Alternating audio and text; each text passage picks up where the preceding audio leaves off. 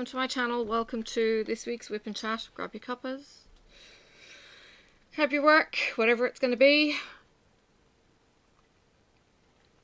I'll see if I get through all of this or we change what we're doing and I pick up my stitching. Ooh, actually, before I get started on that, because I don't want to have stuff out, I'm going to show you my stitching because I'm quite proud of this.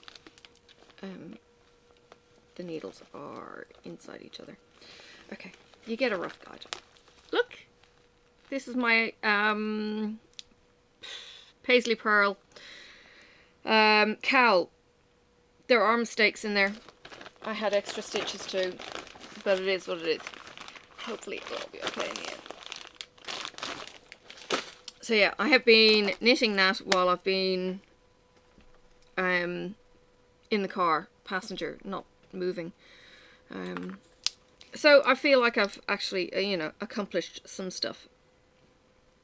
So yeah, I have just put fresh, what am I doing? Blue tack into my pen. So hopefully it will behave while I get a couple of these odd drills put in. And we'll get going from there. Now there was a red, that one, oops. And you'll see me refilling by the look of this because there's a lot being used that I haven't dispensed because they've been stock depleted. So for your info, this is the mystery paint along, mystery diamond painting that Julie got me from Rebecca Schilling's group, Journey with Rebecca, DP Journey, something along those lines. If you're interested in doing a mystery painting and not knowing what the heck it is that you're going to be working on, then please go join her group and have some fun with the rest of the crowd that are doing it. They recently had a sign up, so you'll be in on the next one in the new year. Let's just say. I'm not sure if it's March or much closer than that. So yeah, catch up time. I am recording this a day late because we went for a drive yesterday as well.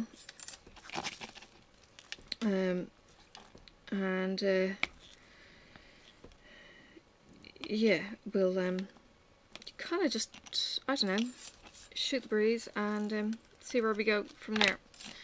Sorry, I'm very preoccupied looking at the thing going, where are the couple of ones so I can get them out of the way, the real confetti kind of colours. Okay, next. I know I took these out. I swear I took these out. Now I'm going mad. Seriously, I could have sworn I took out K. There it is. I didn't. Go figure. And there is the crescent. I went through this and there is the crescent. Lord, I am going insane. Sophie's down for sleep. She's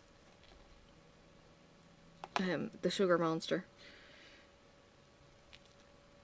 and all kinds of funny at the moment.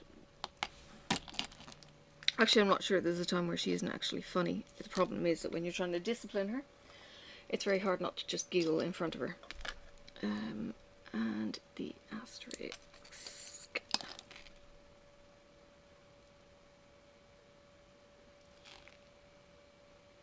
Alright, now I think we'll start to get into a little bit of a flow. Alright, I need some tea.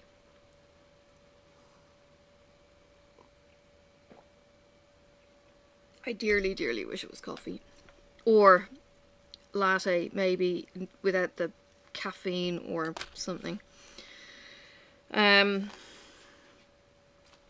Alright, so, I don't even know what the hell I did last week. We went on a road trip yesterday. I think we went on a road trip maybe Wednesday, Thursday. So it was pretty cool. Photos will be inserted. Now we would have gone for a waterfall with the... What did we do? Friday morning. What did we do? Was that last week? And we were back for changeover, or...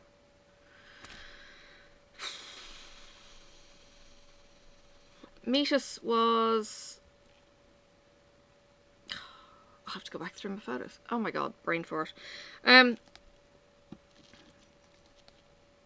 Lost Falls were the ones that we were above. Meet Us Falls were the ones that...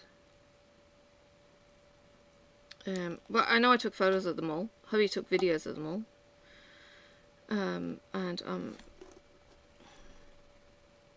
Oh, good lord. Right, let me go through my photos, because this is ridiculous. Give me a second. I will take a look at what we did and when we did it.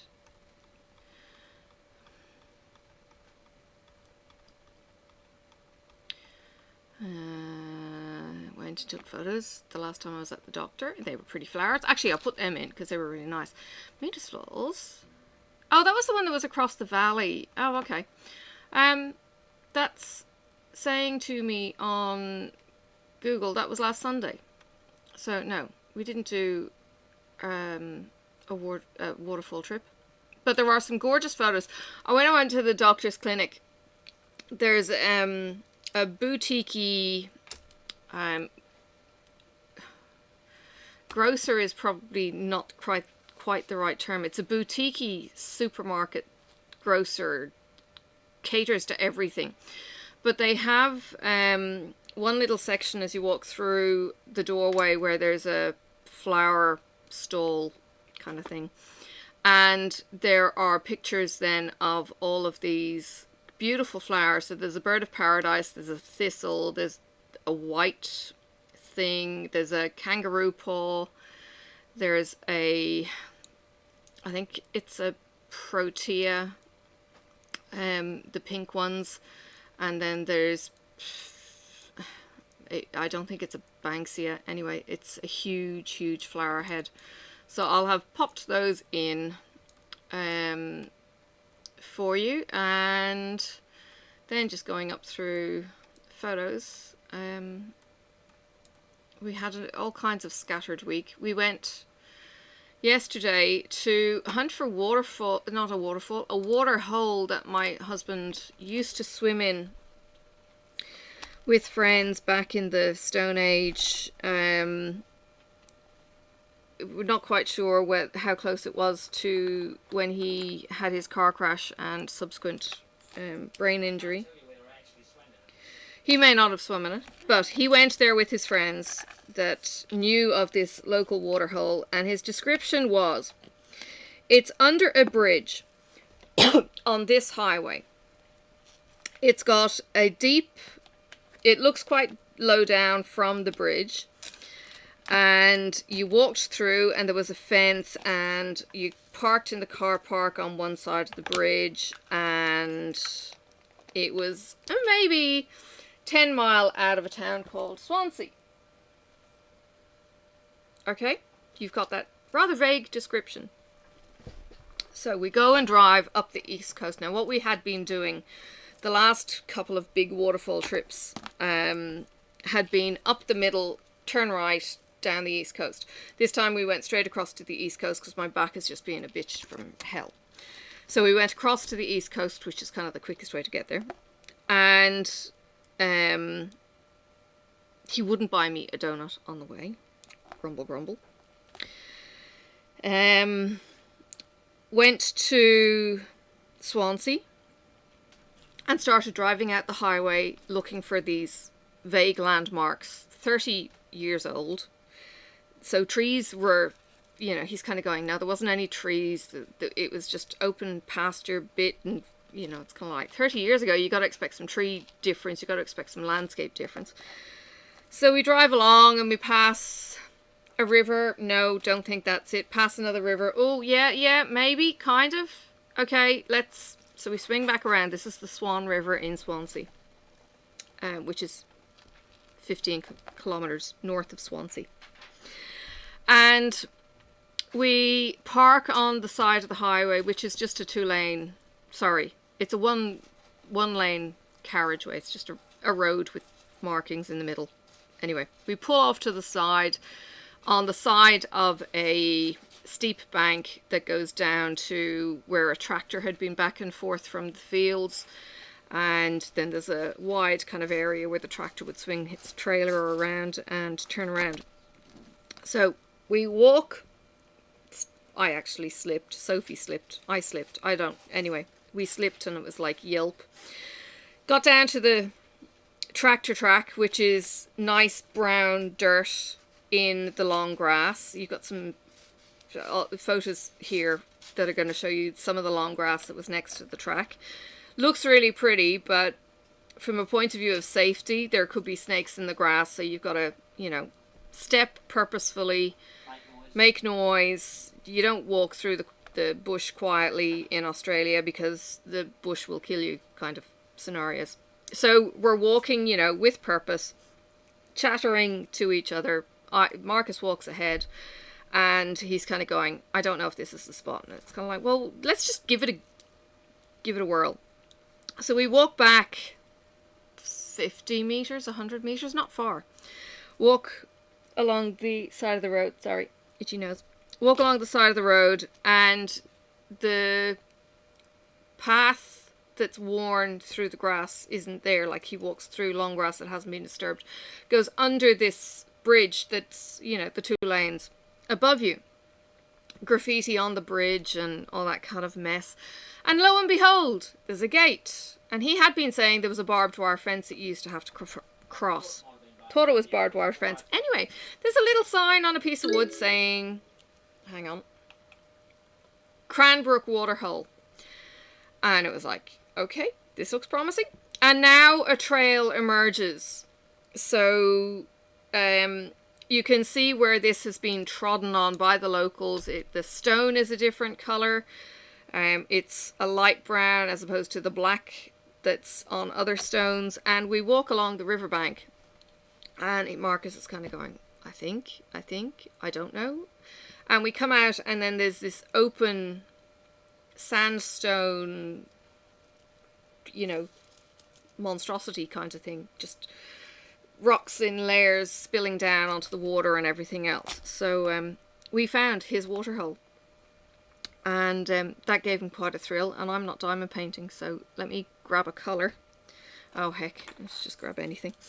So we found his waterhole. Now, you've kind of got to understand, he says his memory is really poor. And I keep telling him that it's not as poor as he thinks it is. And he berates himself that he can't keep a routine in his head when he's, under stress and all that kind of thing. But he found the waterhole that he hasn't been to for, half a lifetime. And it's awesome. And it's the kind of place that we'd be able to bring his daughter to and say, she would probably be game to get in. I don't know if he would. I don't know that I would. But if it was less of running water, it would be all kinds of amazing. And on a hot summer's day, well, the problem being on a hot summer's day, I'm going to get burnt to a crisp. Sorry? Yeah, there's an eddy in this pool, and I'm kind of going, how comfortable do you think your daughter's swimming is? That, it's running water. Do you think you'd be able to swim after her and get it? Now, he used to play water polo when he was a teenager, like early 20s, and no, mid 20s. Water polo goalie. He was a goalie, which means that he was the vicious one in the pack. And there's all kinds of stories. Anyway, his breaststroke is his thing. And he has been doing breaststroke since, he was a kid. So he's actually got the physique of a breaststroker because of how he has trained. So he reckoned that he would be able to swim after her and not actually cause any injury to himself by doing so. So that's a bit of comfort. So it's like, okay, then we can do this. But it's a gorgeous little spot. There was even a sock lying in the path as we came down. So it's like, people use this and it's marked and all that kind of thing. So yeah, all kinds of cool that we found this place. It's beautiful and you get to see some of the pretty wildflowers that were around. There's a hawthorn hedge actually along it, and the white flowers that you see in the photos are actually hawthorn. Now what I remember of hawthorn is there is an English trick for hawthorn for the sheep fields, that they grow the hawthorn upright, and then what they do is they snap the branch down at the bottom halfway through and they tilt it. So the hawthorn grows like that across the path, okay? Sorry, not across the path, across the fence. So you've got, I can't do it the other way around. Anyway, you've got this kind of scenario happening all along the fence. Well, sheep cannot get through this thing. Hawthorn actually has thorns on it, hence its name, thorn. It's also a hardy wood that makes amazing walking sticks. Dad had, I think, a hawthorn cane stick thing that was, I don't know, it was as big as me when I was a kid. And he used to take it with him when he went raspberry picking, and it had this burl of a knot at the top of it. Whereas he used to also take a bamboo stick that had a bend, like it was a shepherd's crook. That's the word. So it looked like a J at the top, and he used to actually grab the branches and hook them down and pull the blackberry to him. Another memory from childhood. So yeah, had both of those, you know, in my life as a kid, and Dad would always be telling us, oh, you do this with this, and, you know, he was very much kind of give you the information and not, you know, have you be dumb for the hearing of it. Whereas the 11-year-old who's, as I say, she's Aboriginal and doesn't know bird names and things like that, and it's like, oh, don't you have people to teach you this? And I'm talking about her parents. And it's like, or even going to the Aboriginal centre supposedly to learn. It's kind of like, well, what are you learning? And she said, oh, we're taught words, but I never remember them. And it's like, this is the dead language because nobody speaks it, kind of thing. It's like, oh, what are you learning? Anyway, it doesn't seem to be very useful. Whatever it is or isn't, it's not sinking in. So yeah, we found this gorgeous place, and the hawthorn is in flower, and it was just beautiful. And then we went to the town called Triabunna, where they have the fish and chips in the container, and we did visit Bishno. What did we do? Oh, we went to the blowhole at Bishno. Marcus took photos of rocks there. I think I took a photo of the blowhole, but we actually bumped into friends of mine at the blowhole. Yeah, Tasmania. You go 150 kilometres away and you still meet people you know. Rocks. It was granite with lichen on it. Yeah, he's going to use it as a screensaver, he reckons. It's an awesome picture. It's a landscape. Or background for the desktop. That's it. No screensaver. So he was taking this picture, and I was blabbering away with my friends, and then forgot to actually get any photos of the blowhole blowing. So we're going to have to go back. Because as you do in Tasmania, you trip across somebody you know in the middle of nowhere. Yeah, Marcus goes to a party to somebody that he shouldn't actually know at all, and he still ends up meeting people that he was in school with as a primary school. And I was like, oh my god. Yeah. But in this case, it was you. But yes, this was me, and it was funny because Rachel was up there in an hoodie. You know what the hoodies are? The OODIEs? The big fleecy, oversized jumpers that are made of those microfiber fleeces. Oh, wow. So I asked her, was this, you know, was the hoodie, you know, comfy? And she goes, oh yeah, it's the best. And then I recognized her as a friend. And then I'm looking at somebody else making a clown of themselves, Kylie, who's probably not watching anyway, taking crazy pictures and making crazy things at the blowhole for photos that somebody else was taking. So it was all kinds of cool.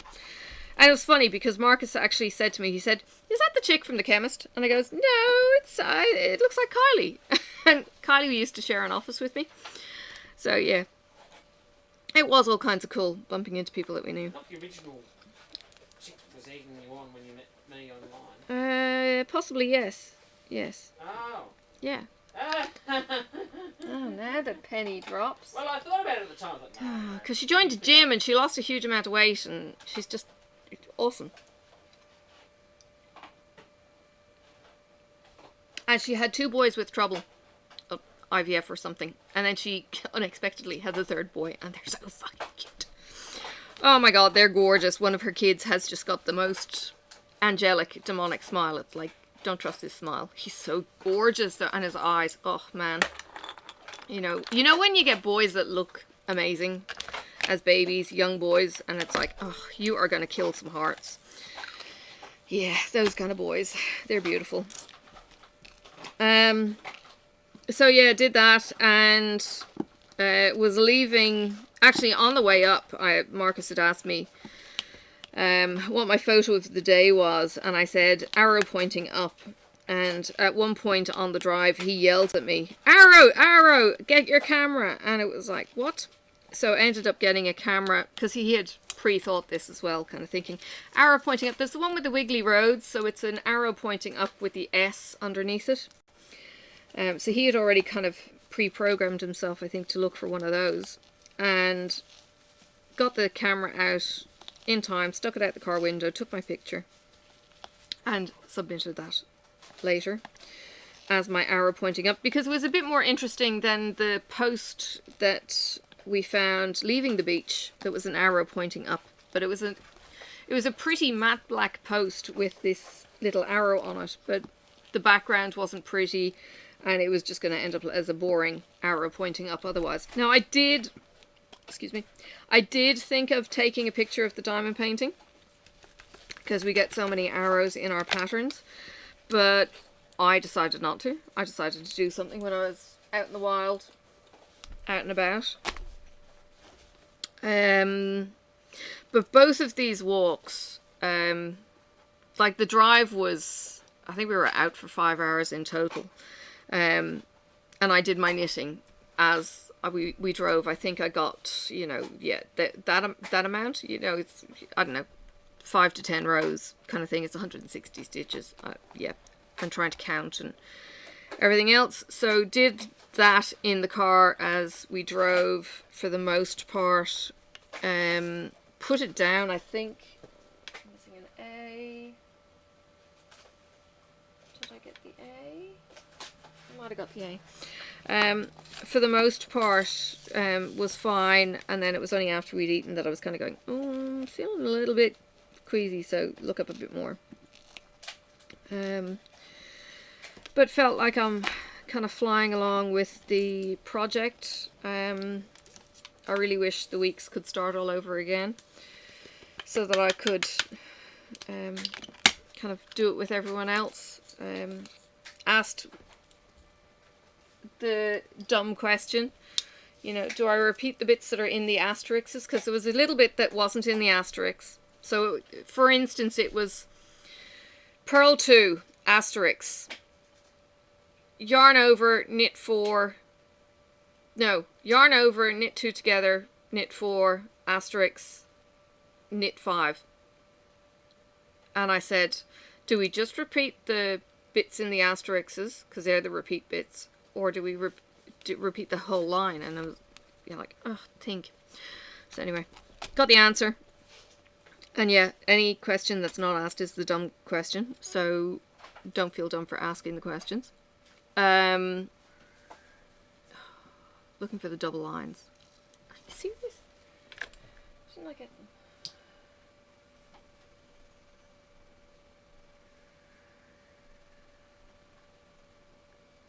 I did get them. Now I'm going blind. Double lines, double lines. I'm seriously going blind. I knew I knocked one down. I didn't think I knocked two. I don't think I did. Hold, please. They're not there. There they are. Oh my god, I've already taken them out and used some. Where's the... Right. Back to doing regular programming. That's 7 in there. Alright. So... yes, stopped for yummy fish and chips. Ordered the meal saying, can I have a trevally? Can I have a flathead and chips? And I want the curly fries. Sorry, I said can I have the trevally? I want the curly fries and flathead and chips. And she said, you know it doesn't come with the... And I said, yes. And repeated it again. You mean the curly fries? The curly fries. No fries, no chip, no fries, no curly fries come with the trevally. It says it on the board outside. Everything else comes with chips. So I put the order in. And we get a buzzer. And we walk away. And sit on a bench. Start getting cold because it's quite windy. And it wasn't necessarily a hot day either yesterday. And the buzzer goes off. And I go up and get my order. Well, the order is my trevally. His flathead. And just curly fries. I ordered chips as well. And they go, no you didn't. And I was like, I'm not going to argue. We're walking away. Which is such a shame that you end up with these, I don't know, girls with attitude that really don't give a shit and really good fish and chips. Because we actually left Bishno, which had a cafe called The Gulch, because I didn't want to eat in the car kind of where we were. Now we ended up eating in the car at the other place, but I didn't want to kind of bank on this fish and chip shop that I didn't know was worth banking on. Well, next time maybe I'll go to the East Coast and go, well, screw you, Tribunna, and the fish van. We'll go elsewhere. Because our customer service was a little bit kind of lacking. Yeah. Big pity. And they use shitty tartar sauce. They use shitty tartar sauce too. They use the sugar-based one as well.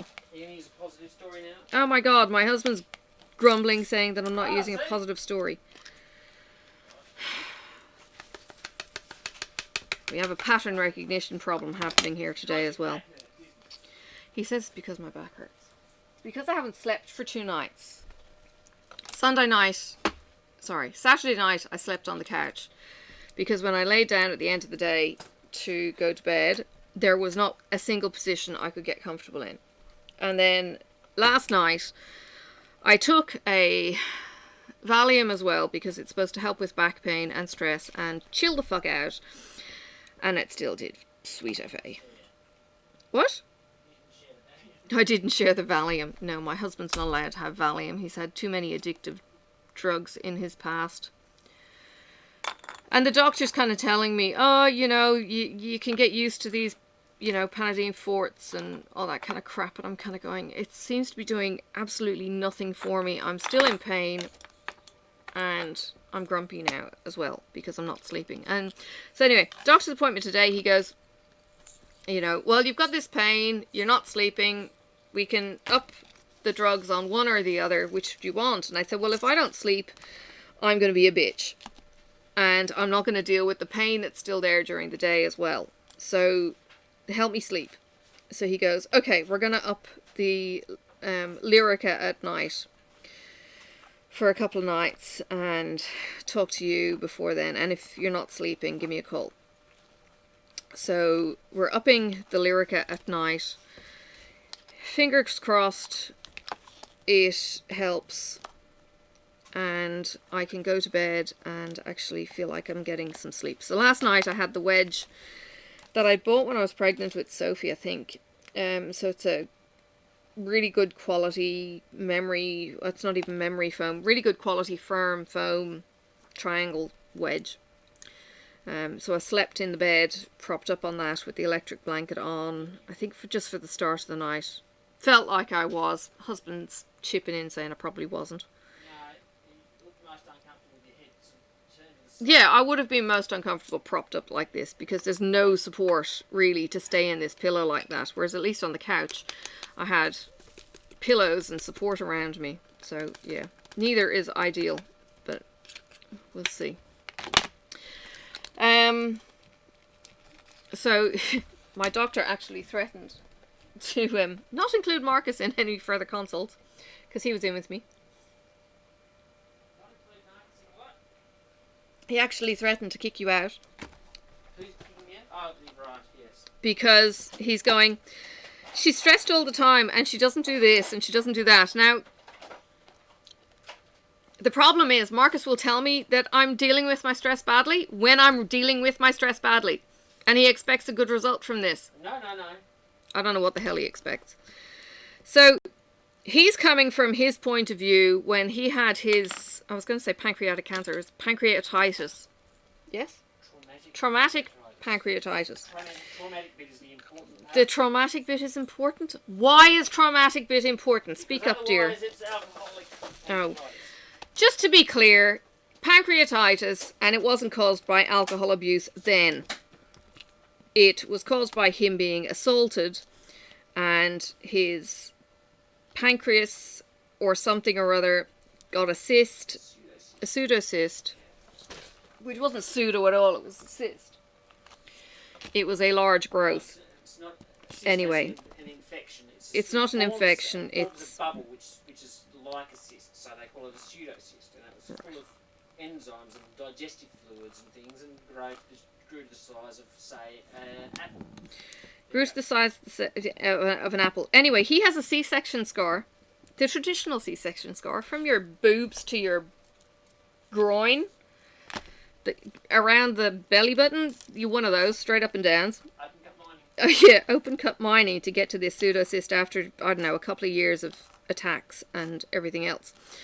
Anyway, so he reckons that the nerves and all that kind of thing, he was dealing with the nerve pain and, he, didn't deal with it as well as he could, but now he wants to pass on his gems of science of how he should tell me how I should deal with my stress and how I should not do certain things that make me sore, like standing up and walking, because there's, something completely different in how I'm standing up and walking, causing pain. The common sense part of me is saying, tell her now because you won't remember later.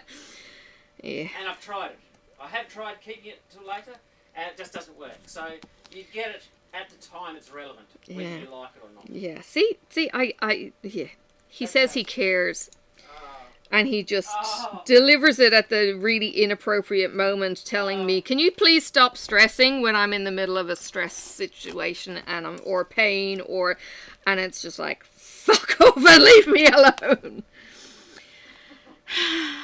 You want to have a meltdown first and then let me tell you. Oh, so now that you've calmed down and you're not stressed anymore, I just wanted to tell you that you shouldn't have been stressed before. Yeah. So that's all kinds of patronising instead of giving you the information when you need it. Because it's not patronising in the first place. Anyway, not dealing with this very well. Fine. The doctor has given me 2 weeks off, and if I don't need it, I'll be back at work doing, I don't know, helping out or taking back whatever work I've, shoved onto somebody else's desk or whatever the hell it is. But I sent an email into work saying, okay, look, the doctor has given me off until this day here, and by the way, I forgot to make this application, and oh shit, that's actually for today. And the administration person came back saying, well, I'm actually in a different location today. Can you organise with that scheduled person? And I'm going, I gave you fair warning last Friday that I wouldn't be in. There's a post-it note sitting on this file to attend to this thing. And I'm on sick leave, and I'm sick, and I'm not sick. I'm sore, and I'm angry, and grumpy, and fuck off. I am not doing the work. The person who has picked up the file can freaking well look, and hopefully it'll all be okay. Because right now I'm not in the mood to deal with this shit. God. I hate this pain. It's shit because I had a shower this morning and I'm kind of going, I'm standing in the shower, I'm getting no relief, standing is making it sore, and I'm kind of thinking, do I need to get the damn stool in that my husband had when he was, I don't know what the hell he was doing, but he used to sit in the shower for hours. Do I need to sit on the stool? Do I need to feel like I'm broken and it's just like, I don't know. I'm putting myself probably under greater pressure by wanting to behave normally when I can't. And shut up, peanut gallery, not in the mood. And part and parcel is of this, because I was talking to my physio about it, and she says, look, this is not, and this is answering my fears, this is not something that is going to put you in a wheelchair. And I'm kind of thinking, yeah, but I feel like I'm so debilitated. Now, the reason why I say this is because I watched my mum go, and okay, nerve pain is not brain cancer.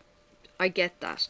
But I still watched my mother at the same age go from a walking able woman to walking with a caliper on her leg, walking with a tripod, into a wheelchair.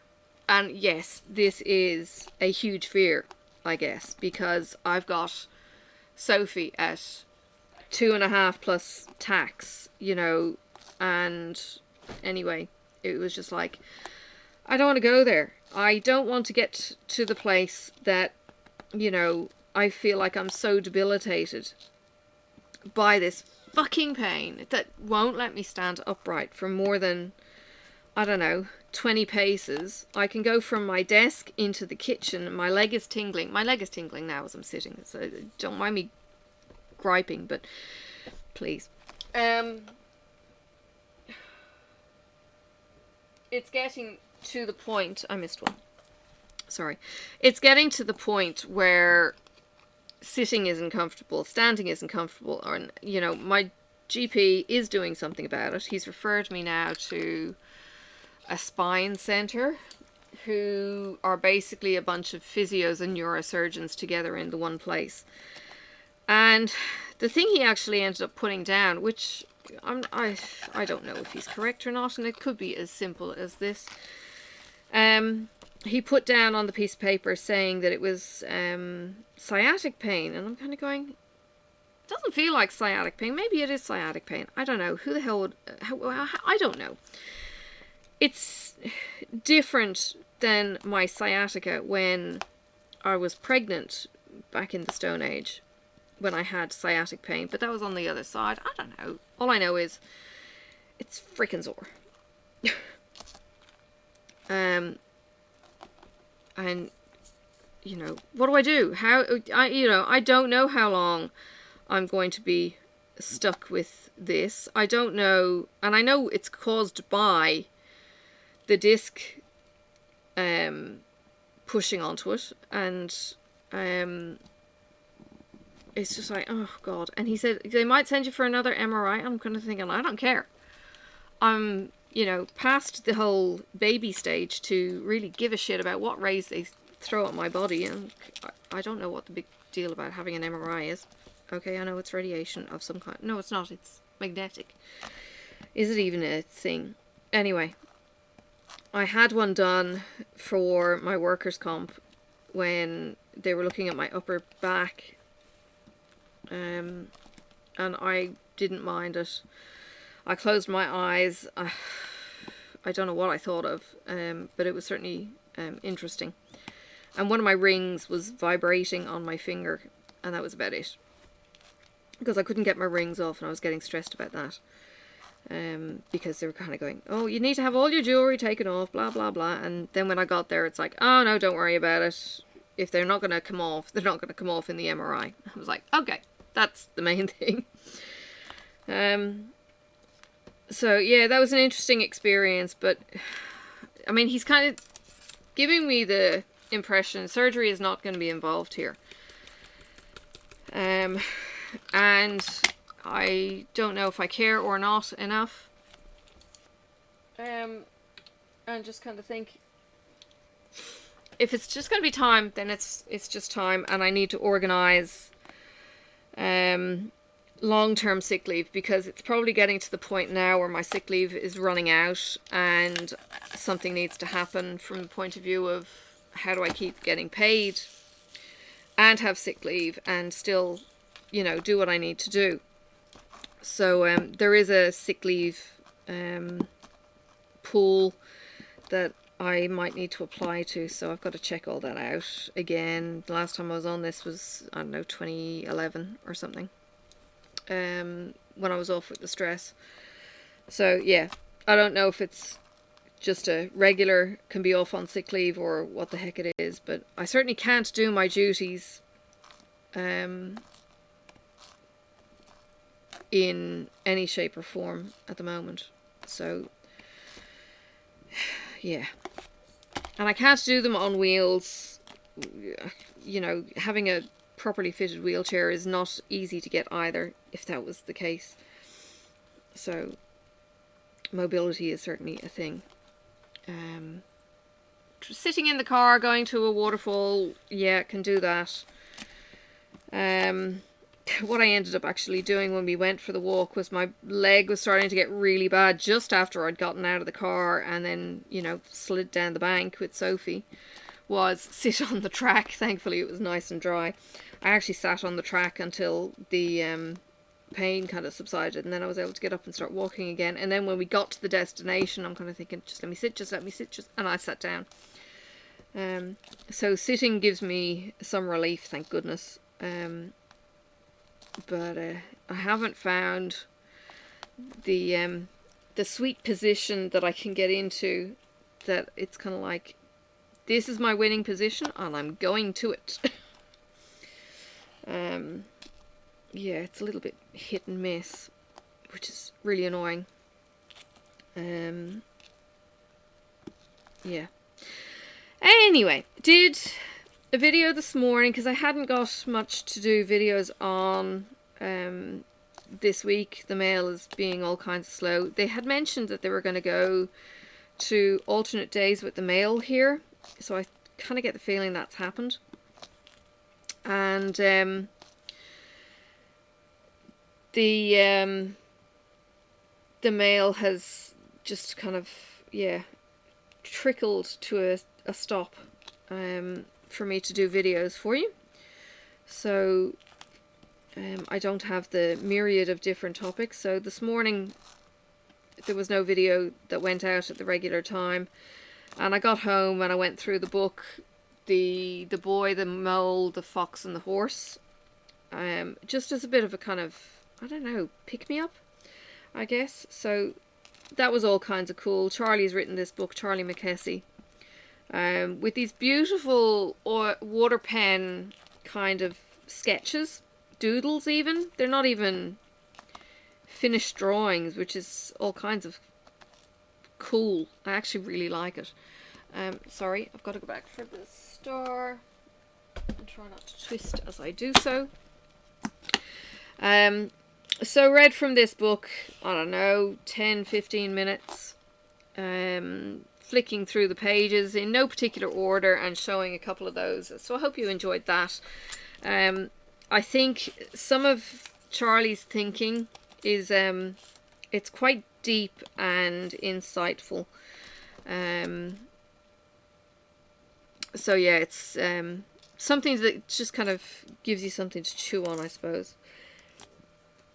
And showing that there's, you know, friends around you in the strangest of places, and this would be the horse, you know. And I was talking about the horse kind of being able to fly, but there was the friends of the horse would say you can't fly because they're jealous, and it's just these little single page, you know, without the drawings would be insightful in themselves, but with the drawings it's just something pretty and insightful to look at. So it was all kinds of cool. And I think someone mentioned, because I had it in a mail haul kind of video last week. I think it was last week or the week before. Somebody had said that it was in their local bookshop. So it is something that you can get internationally. It's an English book. And really, really pretty. So, yeah. There's that. And then I got 2 boxes of darn good yarn in the mail quite recently. So I'm releasing one yesterday when you see this video, and releasing the other one the next week. And the one that I got, box 18, is gorgeous. It's well, they're all hand dyed, but this one is kind of speckled dyed, and it's thin. And you remember I did, oh my goodness, I just need, what do I need? I need 2. Yeah, and I get 20. Right.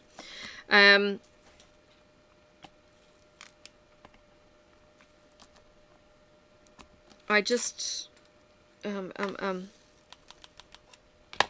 brain. Yes, the wool is really thin, and like I did the string art, this is something that I could equally do as a string art. It's that thin. I don't know if I will. I could.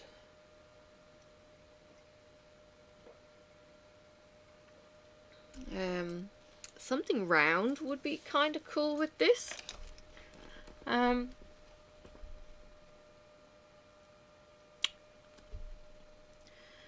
It's kind of like Spirograph, but Spirograph uses curved lines. This is a straight line thing. I'll think about that one. I might do a sphere and just kind of go around it with the... You've got to match the right number. You've got to have the right number of nails in the circle for this to work. But I'll have a think on that one, because the wool is amazing. Here, I'll show you, because it's right next to me. Because I will actually be showing this in a floss tube, if that's something that excites you. So, green box. There's the wool. Isn't it gorgeous? But it's thin, and it's got the speckles, and it could kind of work in making almost a moon-like image. That's what I'm thinking anyway. The places my brain goes. But it's something I've also done before. Yeah. So that's, yeah. Simple as that. That's my nutty brain. Alright, let's get the... Oh. I am going to pause you here, because I never went and got my meds, and I need to go get them, because that's actually my lunchtime alarm clock, which means that I missed an hour. Stand by. Alright, I'm back. Sorry, I apologise for that, brain. That was 3 minutes, and yeah, the leg is kind of starting to do its thing, and I actually went to the toilet in that time as well, and it's like... I'm sick of the moaning and the bitching and the complaining, and you guys must be really jack of it. It's hard work living with a human who has been through a fair bit and can tell you how it could go better if you did this or did that or didn't do this. And sometimes it's really frustrating that Marcus has been through what he's been through. And then he gives me what feels like I don't know if it's the preaching or it sure as hell doesn't feel like encouragement at the time. It just feels like, stop doing what you're doing. And I'm kind of thinking, all I have done is stand up from the couch and walk to the kitchen. And it's almost like, how can I do something different? And he's kind of going, I don't know, maybe you need to slow down, maybe you need to do this, maybe, and I'm kind of going, seriously dude, do you want me to crawl around the house? I was like, I don't know. That's where we're clashing at the moment. And then he's got his acquired brain injury, pattern recognition. We tease each other about this, pattern recognition being a thing, and he'll ask me, where is such and such? And I go, it's in this room and it's blah blah. which is what happened literally just before I started filming. He goes, do we have any bubble wrap? And I go, yeah, it's in the girls' room and it's in a big box. And he goes and he checks in the room and there's no sign on the floor of a big box. And I'm going, I know it's in there because I haven't thrown it out. I haven't seen it elsewhere. Where the hell has it gone? So I'm now grumpy that he can't look for a... It's not a small box. It's a big box. It's about 40 centimeters cubed. You know, nearly half a meter size box. We had a stock pot delivered in it. Or whatever the heck it was. And the girls were given this with a whole load of bubble wrap for them to destroy so that when they had their fun, the box could then be destroyed. And the last time I saw it, it was on the floor in her room. So I stomp in there, look in the room, and I'm going, where's the frickin' box? Look up, it's on the top of the wardrobe. That he didn't look up and see. And again, pattern recognition. So he's yelling at me and I'm yelling at him and it's like, ah! So frustrating! And he lives in constant pain because he's on tramadol. He's got degenerative discs and he puts up with all this shit. Can't turn his head. So when he's got a bad day, he's grumpy too. It's like, oh my god. So I feel like we're a right pair of crusty old farts at the moment. And then there's Sophie, who's just running around. Sometimes she listens. And definitely not when you're calling her to stop from going onto a road. And it's like, I can't run after you. I'm too sore. Kind of crap. Oh. Send help, please.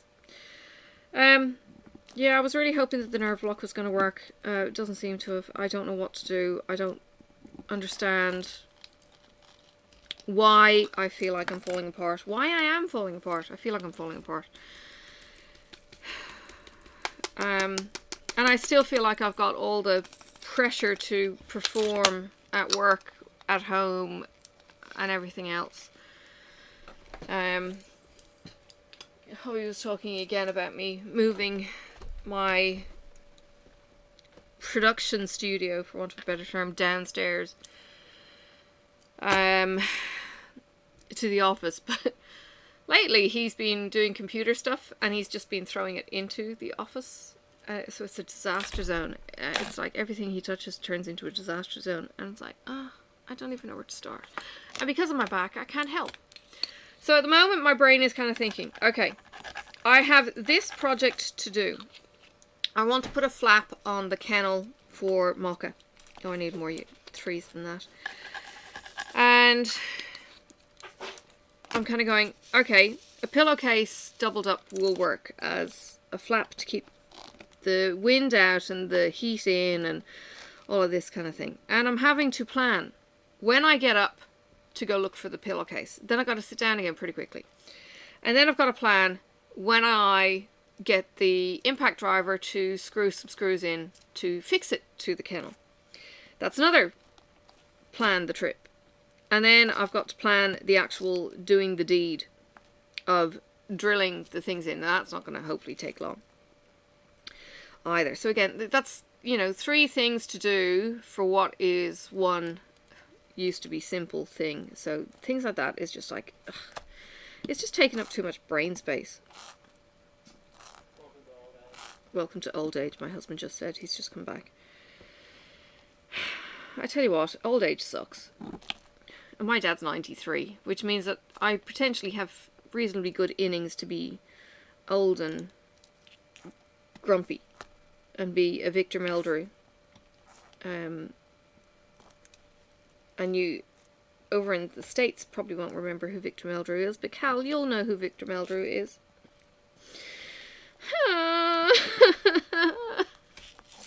He was a funny guy. He's an old... The actor is this old man who was just a grumpy old fart. Always complaining, always whinging, but it was hilarious. So there was one scene that I remember, and it's probably a meme of Victor having the, I don't know, the phone was on the floor next to the armchair kind of thing.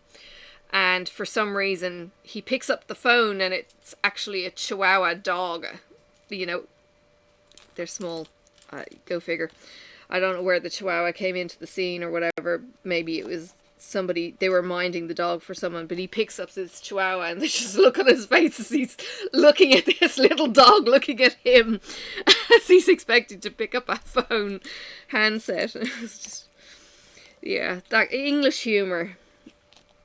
But he's really, really dry, and his wife is equally dry back at him. And I can't think what the heck she's been in. She wasn't in the Harry Potter stuff, but she's this diminutive little old woman with the white hair and, you know, nice and polite. You know, will you have a cup of tea? And all of this kind of thing. And she's married to this grumpy old fart. It's just hilarious. And I know you will have grandparents like this. It's like they're not the only people out there. They are not caricatures so as they are, oh my god, I know these people. Kind of scary. Yeah. But then they also say the truth. You know, you find the older generation, they quit beating around the bush and stop being polite just for being polite's sake. They don't dress up. Wait till you're ready for it. Do you hear him? Are you telling me I'm old? Why? Are you saying that you're a grumpy old fart? Because I am. Nah. Dear. You know what's worse though? And he gets all affronted by this. Because I keep telling him he's always right. But then I keep telling him to shut up when he does tell me something. Because, you know, he's being right. Don't tell him. But he's being right. But it's still kind of like, you're delivering it at the wrong time, Buster. I think more than just, yeah. But if he doesn't deliver it at the time, he'll forget it. Because the timing doesn't suit me. Yeah, exactly. The timing doesn't suit me. Yeah. He just called me weak. Oh! Jeez. I must do the couples tag with him in mic range. I've actually got a new mic on order, waiting for it to get here. And that's going to be my portable recording mic, whereas this one is all tangled up with the desk and everything else. So it means that I'll be able to record properly in the kitchen and not have stupid sound from the speakers from the laptop, because oh my god, they're bad. I do apologize. But when I have the portable mic, it means that we can record each other sitting on the couch potentially with the laptop filming us, and it's not going to be such terrible sound. So that will be a lot of fun. You're going to be hearing the Irish chick and the Tasmanian dude, bloke, cobber, mate, what? Nothing. Did you say pal? Mate, Mate. Nobody says pal here. That's an American term. Oh, old buddy, old pal. No, it's mate and cobber here. So yeah, we'll do that. We'll get around to doing that. And that, yeah, I think you'll enjoy that. I'm not quite sure what it is that we actually enjoy with the whip and chats, is when the husbands are around and chip in. I mean, I used to love it when Becky's husband, oh, sorry, brain fart, can't remember his name. It's been so long since I've watched and had Becky's lives. But it's a lot of fun when you get some of the banter happening, you know, without it being bitchy and grumpy. And Aaron and Cassie on Autumn Lane Stitchery are the exact same, you know, love watching the banter, and yeah, it's fun. Especially when it's usually in good humour. I know it can take a turn for the worst, and it has taken a turn for the worst with me and between me and my ex, or between my ex and I, if you want to be some proper English. it did take a turn for the worse because it got personal and there was, you know, name calling and stuff involved. So that wasn't so good. That was more demeaning. I didn't call you old and grumpy. I said I was old and grumpy. But no, he would call me things like the fine horse of a woman kind of crap. The ex, that is. But it was the little put downs that, you know. Anyway, there isn't so much the little put downs because I'm told he's telling me for my best interests. Even if it is at the wrong time. So they do put downs because they're right? Oh, God. Dear. I should just quit now and just do as he says. Oh! My lucky day. I'm not going to go there, dear. Not on camera. I know it's... it's not... $1.3 million by a woman who slipped on a grape. A woman slipped on a grape in Woolworths, the supermarket. And she sued for how much? 1.3 million. She sued for 1.3 million. Now we have a thing here where we're not a big litigious society in Australia, and what they do in the civil court, and I'm not sure how she could have sued, there's a limit to what she can do in the lower court, so she must have gone to a bigger court like a Supreme Court to sue for this. But what they'll do is they'll say, yes, Woolworths, you're responsible for not cleaning up the grapes, if they can prove that the grape was put there and left by the cleaning staff. So they've got footage, right, in our Woolworths, right? So chances are they're going to have who put the grape there, if it was inadvertently left, how long it might have been there for. And then they will go, and where was this woman with the grape incident? And is it a case of the grape fell from another customer, she's walked over it and slipped, hurt tailbone, whatever the hell it is. And they will go, okay, Woolworths, you're responsible for this portion of the claim. You're responsible for 60% because the cleaning staff didn't do anything about it. It sat there for 20 minutes and this is all kinds of nasty. And the woman is then given the balance in her claim, and her lawyer just goes and creams the rest of the crop and she gets maybe 10% in the end. It's ridiculous. Well, in this kind of scenario, she may not end up with the 1.7 million or whatever that she's suing for, but that's they go for the figure and then they settle on the percentage of who was to blame. That's how it all kind of works here in civil jurisdictions. But it's definitely interesting. So it's, you know, you hear the big articles kind of going, oh, woman sues for so much, but it never actually pans out like that. Because they attribute responsibility of the self, which is good in that they don't kind of go, oh gosh, yes, dear, you know, you get all the money. I don't know what it's like in the States. Please tell me, what is it like in the States? Do they give you the money for all of it if you claim? Because far out, you see some huge claims and you see some ridiculous claims. You know, you parked your car across a driveway, causing the person to have an accident with a tree down the laneway, and you're kind of thinking, how the hell? Yeah. And you get sued for all sorts of things. It's certainly a harsher kind of legal society. We just don't tolerate that kind of crap here. I think the attitude is more, you know, suck it up, buttercup kind of thing. I don't know.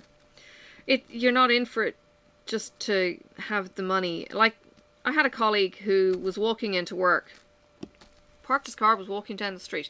He's tripped on a paving outside a training institution, what's called TAFE, which is, I don't know, Tasmanian something or other, further education. Tripped outside on this paving stone. Now the council is responsible for the paving, but he isn't suing for ripping his Achilles tendon or whatever other tendon it might have been, cruciate ligament or something. Whereas I think in the States it's more of a kind of, oh yes, you suffered an injury, so therefore you should sue kind of thing. He's a lawyer by training, but he still isn't considering doing something like this. I did, at the back of my mind, wonder if there was any claim that I could have with my physio when she exacerbated my back, because I don't have full private health insurance. I only have like a partial, so it's called an extras cover. It covers things like optical, dental, you know, all the add-ons, as opposed to hospital stays, and the hospital stays are the expensive ones. Health insurance in Australia is not something that you have given by your employer, like you have over in the States. It's something that you have to pay for yourself, and it seems to be that every year they increase the cost and reduce the benefits. So it's never looked like it's ever been worthwhile having. Although now that I'm getting old and falling apart, I'm kind of thinking maybe I should. So, yeah. But it's a lot of expense having it. But then there's the benefit of when you have it, you're covered and you can get treatment a lot quicker.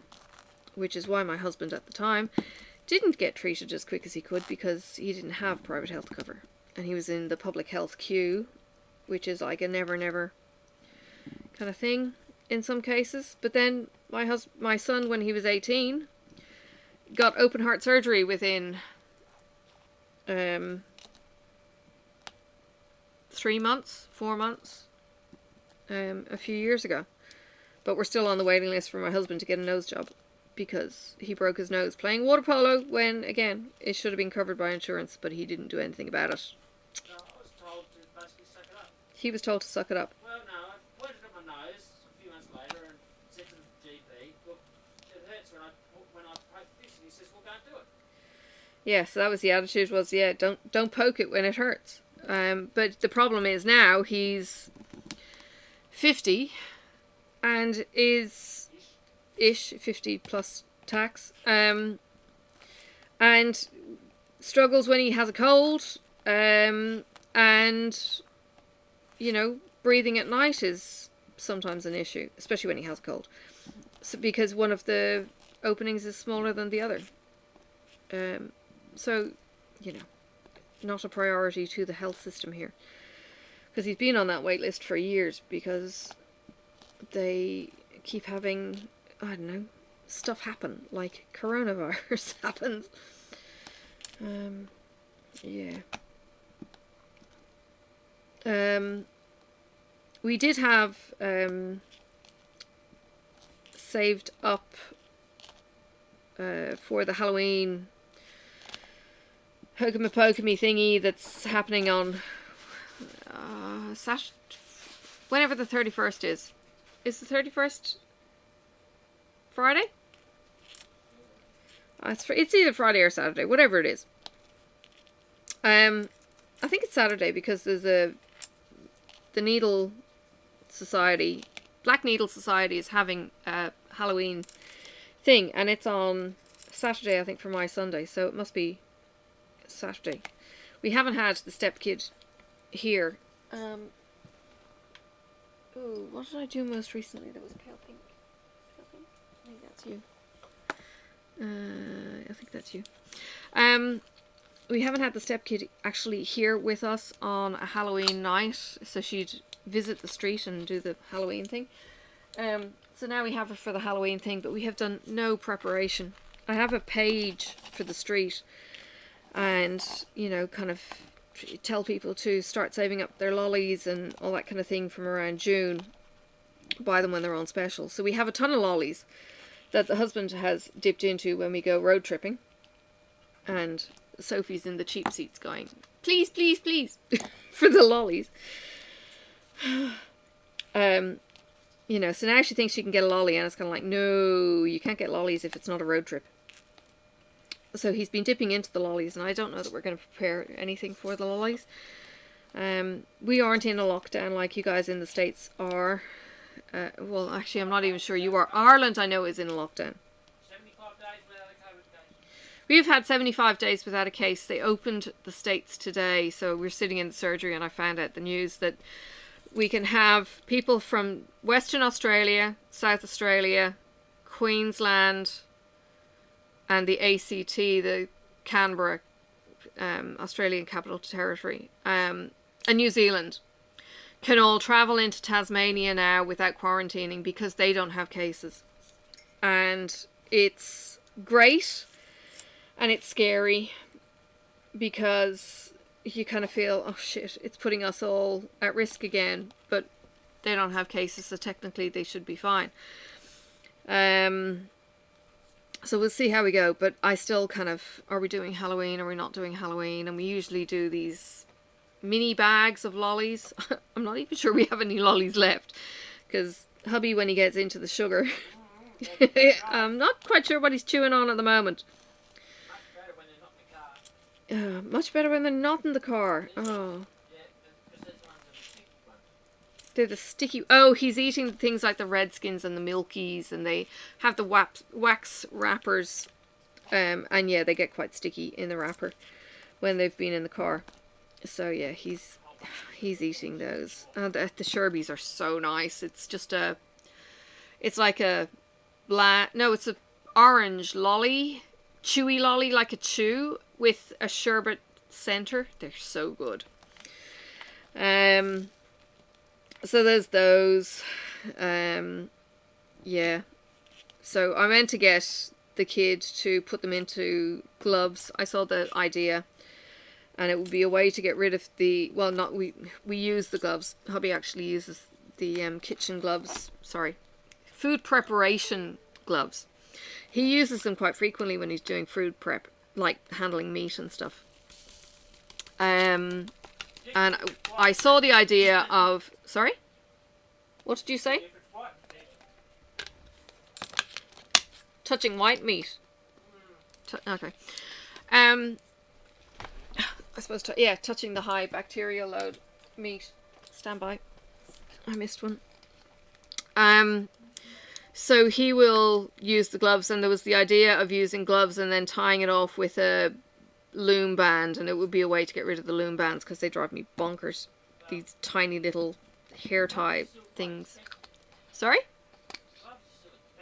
The gloves are still expensive. Yes, exactly. Anyway, she was supposed to do that during the holidays last week, and I didn't get on to her about doing it, so we don't have any pretty presentables for Halloween, so I don't know, we might just throw all the lollies in a bowl, and instead of people getting 50 grams of lollies, because the gloves actually take an awful lot more than 50 grams too, they weren't gonna, we might just dip our hand in and throw some lollies at people. I don't know.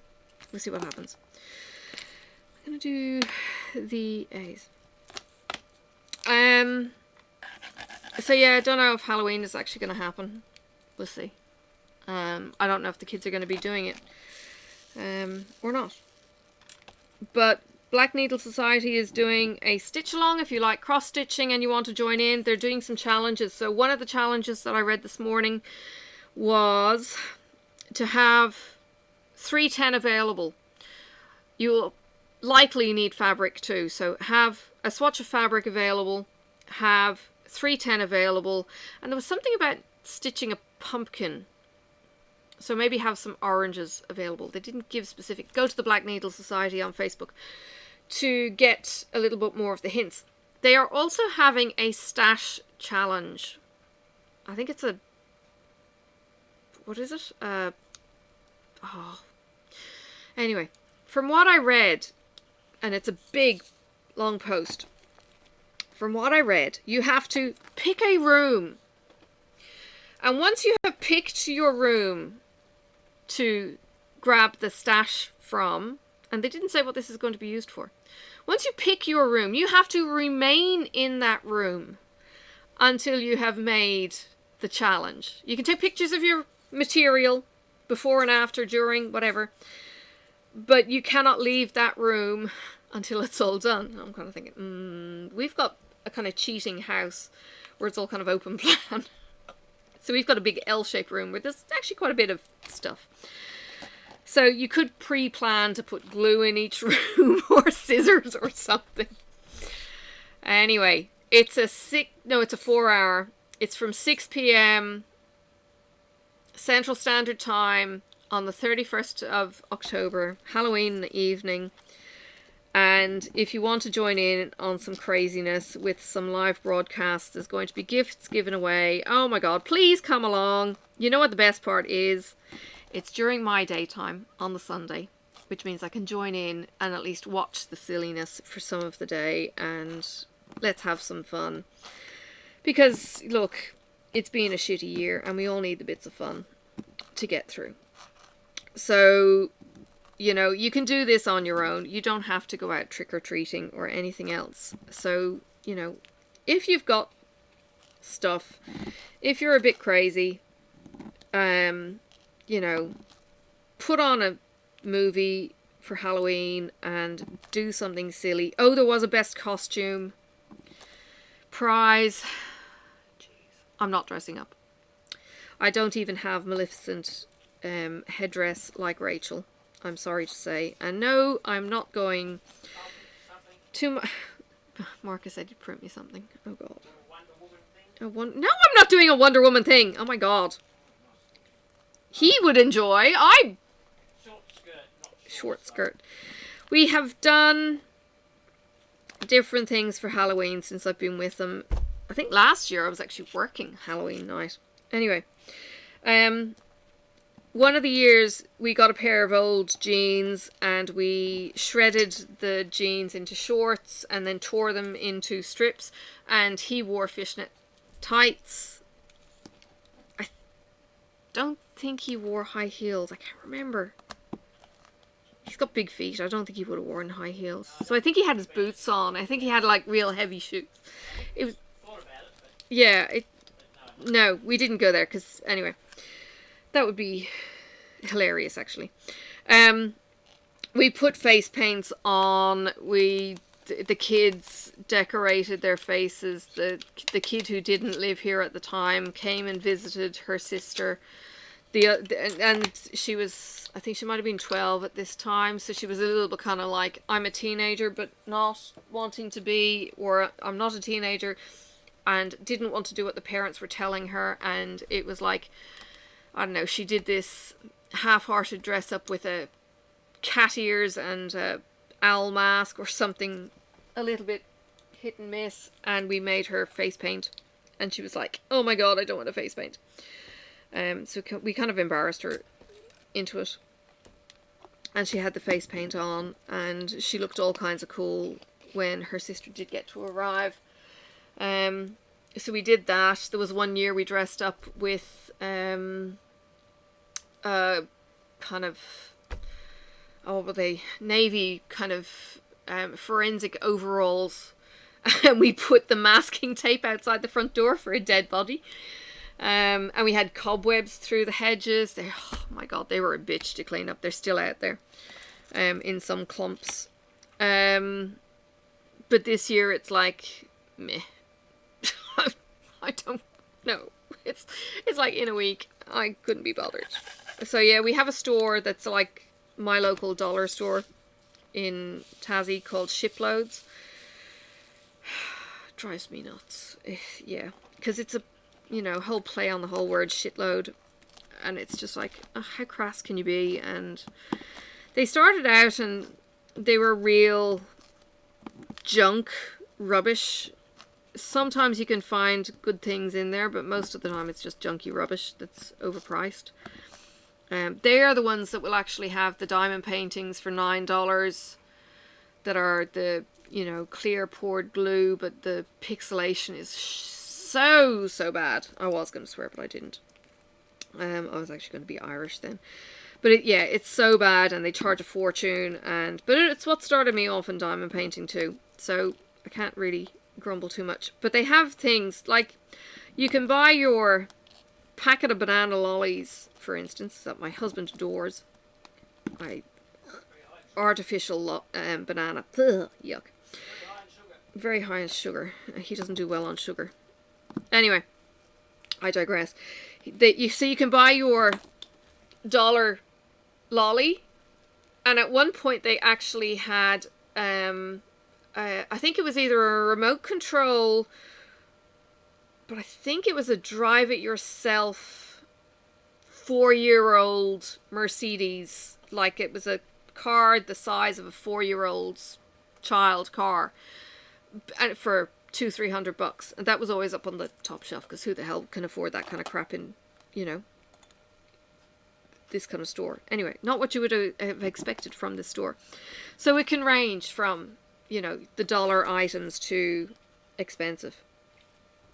And it ranges in seasonal stuff in all shades and colors of junk. Handy if you want to go and you've got a craft idea and you don't want to spend money on it. So you can buy your mason jars for a reasonable price and things like that. But in general, they seem to kind of take the cheap export-import kind of stuff. So I'll get Irish chocolate from there sometimes. No, I won't get Irish chocolate from there, from Shiploads. I actually get my Irish English chocolate from the other dollar store, the Reject store. So I go in there occasionally and I might get my European biscuits, which are the Prince or Lu biscuits, L-U. Oh my god, they are to die for. It's like having... there was a biscuit that we used to get in Ireland for babies called Liga. And Liga biscuits were like a very light textured biscuit. It was a square biscuit, like, you know, cracker size. It had a division down the middle so you could snap it. And it was baby food. So you would get this Liga biscuit. And Liga was the brand name. It was just a milky, crumbly biscuit that you put in a little bit of warm milk and it would dissolve into not even a porridge, but kind of like a rice-based kind of cereal. Well, Liga biscuits had a particular flavour to them. And Rachel, if you're listening, I dare you to go and try them. They had a particular flavour to them. And they melted in your mouth in a really nice way. So you didn't have a sugary taste. You just had this cereal-y, not even a cereal like a breakfast cereal, but a meal kind of semolina kind of flavour. I loved milky cereals. Anyway, the Lu biscuits or Prince biscuits that I used to get from France would be like this same sandwich biscuit with a chocolate kind of cream in the centre. I adored these biscuits. And then they were wrapped in a corrugated wrapper. They are my absolute favourite biscuits. Whenever I went to France on holiday, I would make sure I bought, you know, packets of this stuff and bring them home. They actually had also a BN biscuit. BN, I think, is the brand of these funny faces, so that it'd be these little squares that were a little bit smaller. And they had a face in it, and they had jam in the middle. So a bit like Jammy Dodgers in the UK, but they were called BNs. Or whatever way you would pronounce that in French, which is kind of the same, because B was B and N, I think was an N. I can't remember my alphabet in French. Abby, you know, que, de, f, J, A, J, qui, elemento, yeah, BN, yeah, yeah. Don't mind me. So yeah, love those biscuits. If I could get my hands on some Lus or Princes, oh yeah, that'd be yummy. So yeah, occasionally the Reject store will have the European biscuits, which is all kinds of cool. And the chocolate made in Ireland under the UK Bourneville label, because Cadbury owns Bourneville in the UK, but they only make certain bars, as far as I know, on the Irish factories. So you get the Irish English addresses, you get the Coolock address, and you get the Birmingham address, but certain chocolate was made in certain factories. So I would go for the Twirl bars, because they had the Twirl and the Flake factory where they do that ripple chocolate in Ireland. So they use the Irish chocolate recipe, which is different from the English chocolate recipe. To die for. So yeah, I'd stock up on those too. Yeah. Yes, I am a chocolate snob. And I have done, when I arrived in Tasmania, I was telling my Tasmanian friends this, that the chocolate tasted differently. And I had them do a taste challenge. I sacrificed an Irish chocolate bar for this. And I had them taste an Australian chocolate bar with an Irish chocolate bar. And I actually compared the labels too. There's different milk and cocoa solids in the Irish from the Australian. And the English was even different. And yeah, my sister-in-law, my brother's partner, de facto, he's been with her forever. More than 20 years, because he was with her before I moved out to Australia. But yeah, they'd never got married. Anyway, she used to be a taste tester. Can you imagine? She was a taste tester for Cadbury in Melbourne years ago. And she will attest to the taste being different. And they've actually got an Army Cadbury bar here as well. Because the poor lads in the middle of the bush where they go training were getting the meal packs, and they'd get chocolate in there as well. And in the middle of Australia, where it's 40 degrees on a middle of a winter day kind of thing, and 40 is 110 degrees Fahrenheit. That's on a cold day. On a hot day, it would kind of get up to the 50s and 60s. So that you'd be talking like 140, 150 or something stupid. It's like cooking temperature. So they've manufactured this chocolate that doesn't melt in the extreme heats. Now, I like chocolate that melts in my mouth.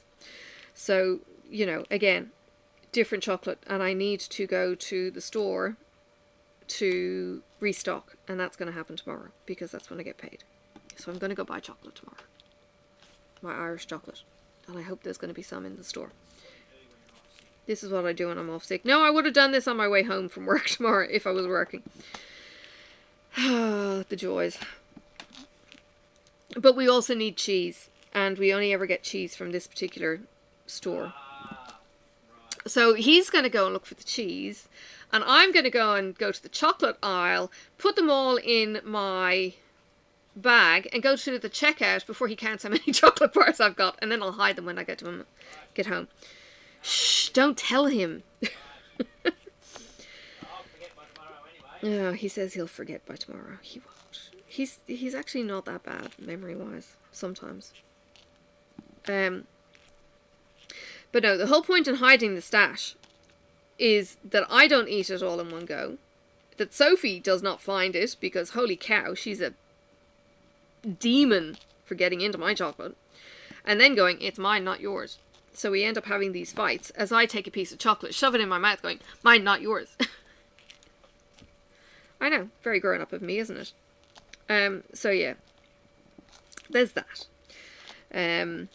Sophie gets her own treats and lollies, but she has decided that she likes mine more than she likes hers. So the routine at night time has now turned to, we have dinner. She gets in her pajamas at some point during the evening. They're not necessarily sequential, you know, finishes dinner, gets in her pajamas or anything. Anyway, at some point she gets in her pajamas. And yesterday she actually asked for her pajamas. Said that she wanted to go to bed and then refused. So she came back out and then she's going, but biscuit. And then she takes one of my pfeffernuss. No, not a pfeffernuss. One of my... Oh God, it's the other one, the spice biscuits. I don't know if Heike watches me. It's the cinnamon, nutmeggy kind of spices that you get from the German biscuits. They're not pfeffernuss. Pfeffernuss is one that has the weird icing on the outside. But it is specula. That's the one. So the speculas have these spice biscuits. Well, Sophie's getting into my speculas instead of her TikToks. So, yes. And last week she was into my chocolate digestives because they were available. Well, she's eaten all of those. These are the McVitie's chocolate digestives that I can occasionally get here. Made with, I don't know, Irish chocolate of some kind. Not Cadbury. But they're just a digestive biscuit. Just a wheatmeal, coarse wheatmeal biscuit. But when you've got the milk chocolate as opposed to the dark chocolate, they're actually quite nice to eat 2 or 3 of in a go. She gets one. So that's her supper. And she has her routine down pat. And if she doesn't get a biscuit, we usually get a tantrum. Yeah. She's a funny kid.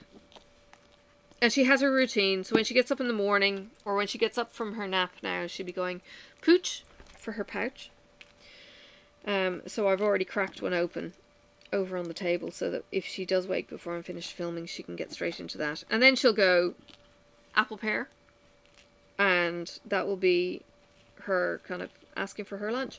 She is as regular as a dog is for lunch, for food, for tea, for whatever it is.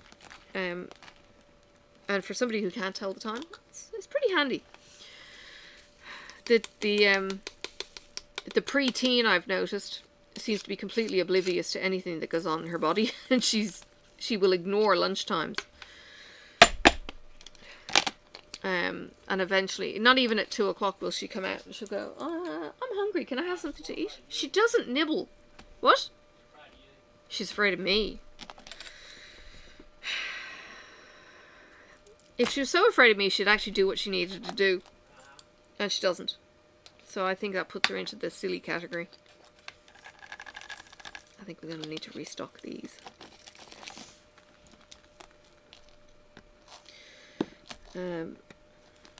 Yes, and hubby doesn't have any appetite since the pancreatitis or whatever else he's had. He says he doesn't feel hungry and doesn't eat as a result, which sucks, because he then thinks that when he needs to lose weight, all he has to do is think, I need to lose weight, and he just has this weight magically fall off, which is quite disgusting because I can't do that. He just stops eating. It's depressing, really. And he just doesn't have the extra bit, he reckons. He still seems to eat more than me, and he's still, I don't know. We both maintain weight, and we both eat quite healthily. When we have dinners, it's a lot of vegetables. It's like it's the called for half plate of veggies, steamed, I might add. Yeah. He has, I've said this before, he has bread with his butter. Sophie is an equal fan of bread with her butter, and she'll actually scrape the butter off with her finger. Yeah. It's not the Irish butter. You can get Irish butter here. You can get Kerrygold butter in the fridges. It's so expensive, it's crazy. What? You hear someone? No? She's awake. Yes,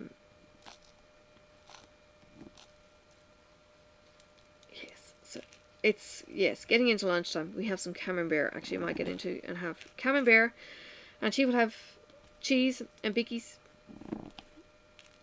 We actually are short on crackers. We need to get some more crackers too. Shopping tomorrow. That's the ordering, not the getting. So we'll get ourselves mostly sorted. Oops. Now, are you ready for Memorial Day sales? Diamond Art Club actually do something around about Memorial Day. So if that is something that you're after, they might do a buy one get one. They might just do a coupon code that is 20% off as opposed to a regular 15. They might do a buy two get one. So be prepared.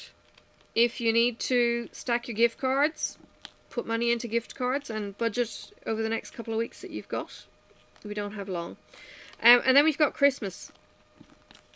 So yeah, are you ready? What's going to be different for your kind of Christmas this year? Will you still have people, or will you be staying away because of COVID? I don't know what Christmas is going to look like in Ireland for my dad.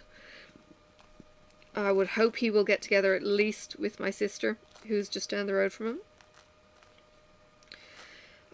I should probably get in touch with them, because I think at the moment, being in a stage 5 lockdown, they're limited to 5 kilometers or something. So yeah, I know my family are keeping in touch with him, and he's being looked after from that point of view. But you know, I don't know how long he's going to be around for. So I might just touch base on that and check he's doing okay. But yeah, if the stage 5 lockdown is still happening, I mean, Melbourne was locked down for, I think, I've got a couple of subscribers, I think, who could subscribe to me and to some of the other channels, but they have said that they were on a 4-month lockdown. If Ireland has to go through similar to get their numbers of spread down, then that's over Christmas, and that's not going to be fun. So have your contingency plans worked out if you can. I'm part of the couple of Elfster Secret Santas that are floating around. I don't think Marissa's one is closed off yet. And the other one that I am a part of, we picked names, and when I went to go and order gifts from my person, found that it would be delivered like at the end of October, and I'm not going to do that to a person. I think sitting, oops, I've still got tons left to go. Sitting on Christmas gifts for 2 months is, you know, ever so slightly cruel. So I might hold off on that just a little bit, because I can order locally for her, which is good. I'm grateful that the postal service in America, within America, is still quite good. So I will give that another couple of weeks, and then I will order for her. And hopefully there will be more items that I can even choose from too. Yes, I have a huge wish list in my Elfster. Something like 80 odd things to choose from a range of different topics. So that was quite fun, actually. Window shopping without having to buy. It's always good when you don't spend money, isn't it? So hopefully that will give somebody some ideas. And if they're on my Elfster, they're actually from the Australian store, which means the shipping is less of a problem for me too, than going on the US, because we don't always get everything from the US. Ooh, Doris Ward. I heard they had a sale. That was sneaky. Keep your eye on Doris Ward's on Amazon, because they have closed the factory and are not making them anymore, and they're a bloody awesome system. I went online and they were still 40 odd bucks for that. So yeah. Yes. Now I was also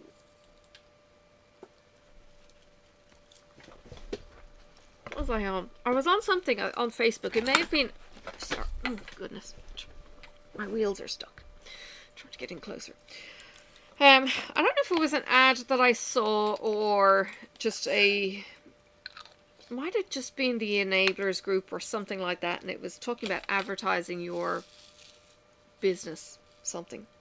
Anyway, that's really not important. The important bit is something that I have seen on a basis of my husband being the geek that he is, and he's into Linux and Debian and Ubuntu and open source computing. And as a result of that,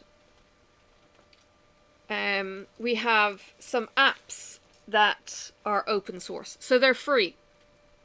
But what the maker of these programs does is ask for a coffee.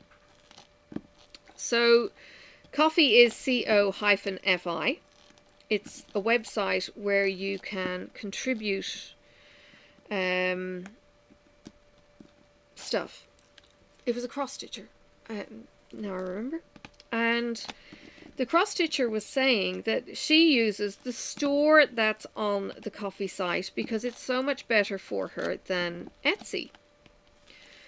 And I kind of thought, oh, you know, I didn't even think of opening a coffee account and having that as an option for people to support me.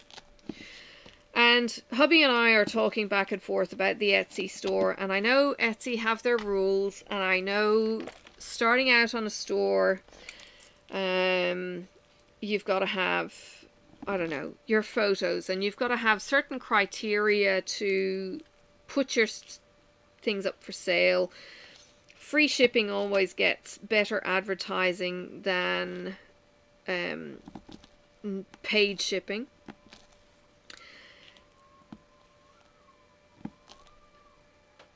Is she singing?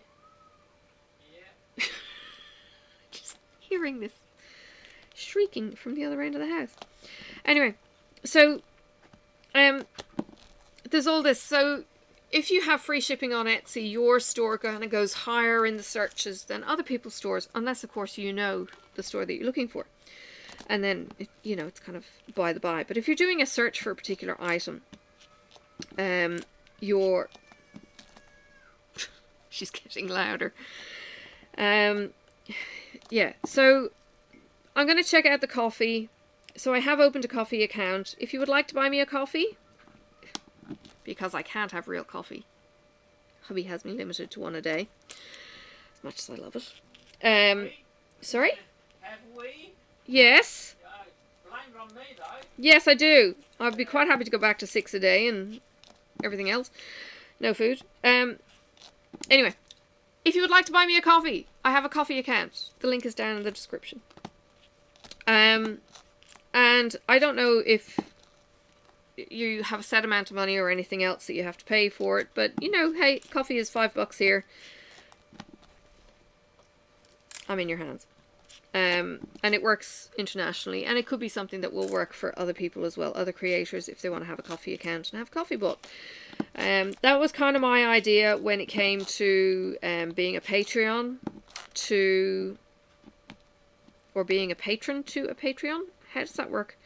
Anyway, when it came to supporting my peoples, was like, I started off kind of going, no, $5 for me is a coffee. I'm going to treat you to a coffee a month.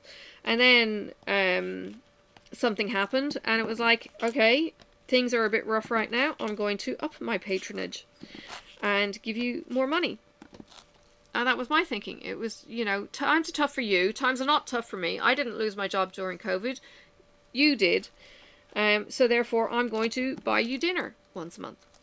That was my mentality. So, yeah, if you would like to support me with a coffee, love it.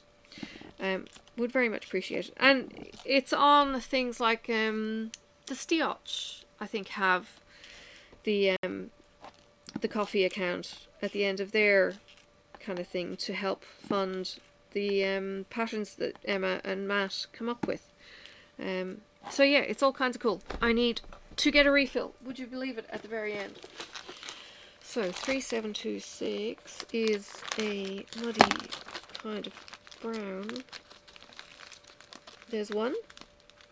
I wonder if I've got a biggie left. I do. 3726. I've got a biggie. Okay, well let's go with the...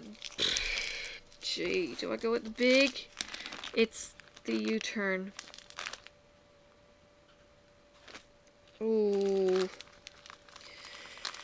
Am I going to end up with that as a whole bag or that as a whole bag? It's ever moment. Ooh. I could end up with the whole bag. Let's be tight. Go with the little one. And take a gamble. It's not a super common colour.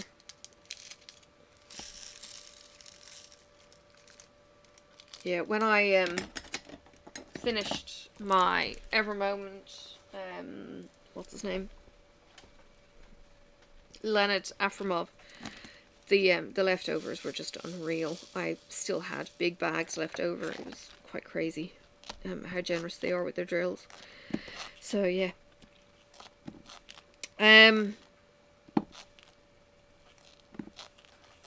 Yes, because I haven't kicked off with a Patreon page myself, partly because I've got to figure out, well, what would I offer to you as subscribers, supporters, and that kind of thing.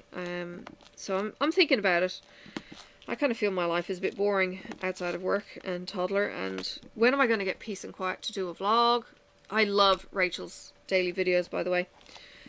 So I don't know, is it something that you would, you know, join in? And I know Brandy, hello Brandy, you know, has already said, yes, she would absolutely support me in that kind of thing. But yeah, I kind of feel, I'm just, me, quoting between Rachel and Mrs. Coffee, I'm just a chick in a craft room, I'm just a chick at a desk. Doing this shit and talking. I'm an Irish chick in the opposite side of the world. Yeah, I know. My husband is kind of saying, no, no, no, you could do this. And it's like, yeah, okay. I'll give it a go. He just called me weird. He also called me wonderful.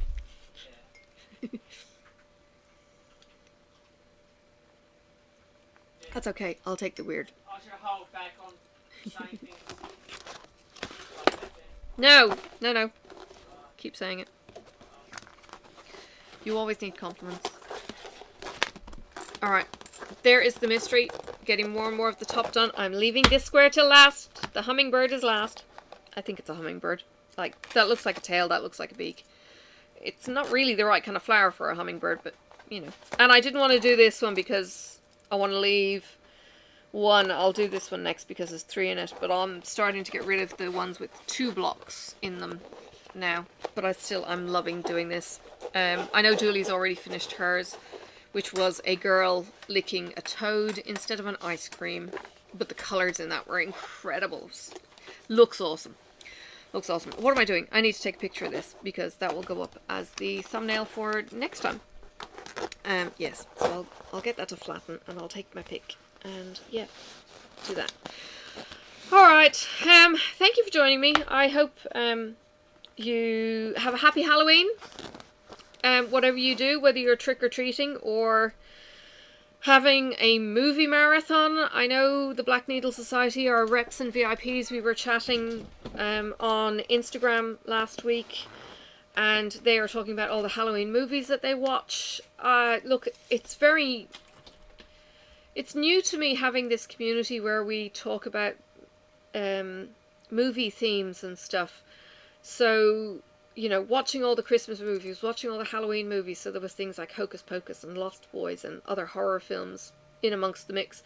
So, it's a thing that, you know, I used to watch the Christmas movies in Ireland when I was growing up, and we'd always watch Indiana Jones, and we'd always watch Mary Poppins, or whatever it was always on every year. But it was never something that I kind of thought that, hey, other people do this too? Duh. Yeah, go figure. So, yeah, have a happy Halloween in whatever tradition that you do, whether you're dressing up and going out, whether you're staying home and watching the kids come to you, whether you're doing a drive past, whatever. It's open. It's open, it's ready to go. She got her pouch. You know, be safe, please. Please enjoy yourselves. Please stay safe. You know, do the whole thing. Wear your masks. Wash your hands. Stay safe. Have fun. Yeah. Have some lollies. Don't overdo it. Don't get sick. Alright. Thank you for watching, and I'll see you around on the tubes. Bye for now. May the road rise up to meet you. May the wind be always at your back. May the sun shine warm upon your face, and the rain fall soft upon your fields. And until we meet again, may God hold you in the palm of his hand.